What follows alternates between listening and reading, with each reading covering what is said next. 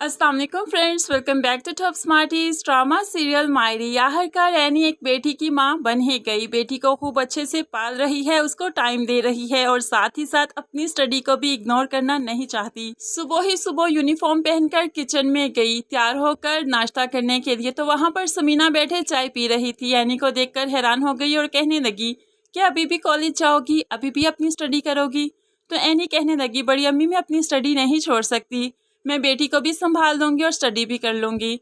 तभी समीना कहने लगी, जो कुछ पढ़ना है आप प्राइवेट पढ़ो, प्राइवेट इम्तिहान दो, डिग्री लो और बस। एनी ने बताने की कोशिश भी की कि जो वो पढ़ना चाहती है वो प्राइवेट नहीं पढ़ पाएगी, लेकिन समीना को कोई बात नहीं सुननी।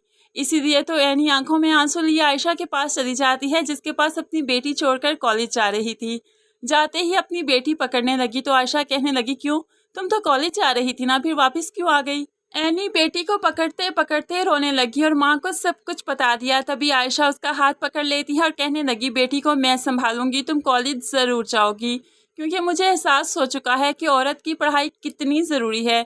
आज मैं भी तुम्हारी जगह होती, मैं पढ़ी लिखी होती तो मैं अपने शोहर के सामने खड़ी हो सकती थी, हर ज़रूरत के लिए उसकी मोहताज ना होती, बल्कि मैं खुद नौकरी करती और अपना आप खुद संभाल सकती थी। लेकिन जो ज़िंदगी मैंने गुजारी वो तुम्हें नहीं गुजारने दूंगी, इसलिए तुम्हें पढ़ना होगा।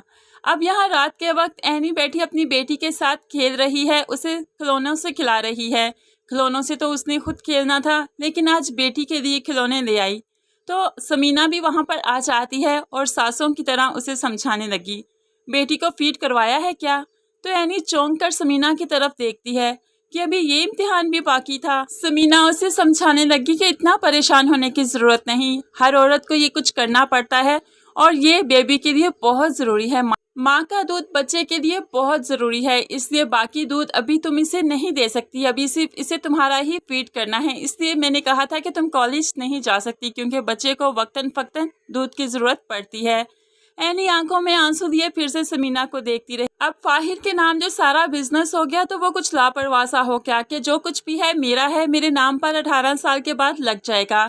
इसलिए वो अब ऑफिस में बैठे भी मोबाइल के साथ ही खेलता रहता है। लेकिन समीना अपनी पूरी जिम्मेदारी के साथ ये ऑफिस संभालना चाहती है। हबीब पर गहरी नज़र रखती है, हबीब के हर एक्शन पर उसकी नज़र है, लेकिन फिर भी हबीब कोई ना कोई चाल तो चल ही लेगा।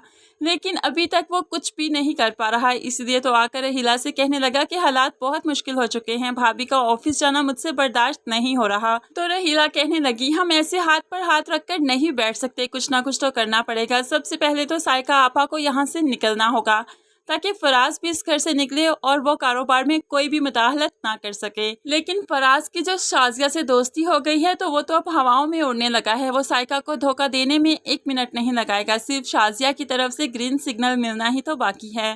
फ्रेंड्स, एनी के साथ होने वाली ये ज्यादतियाँ आपको कैसी लग रही हैं? क्या आप भी तड़प चाहते हैं या नहीं?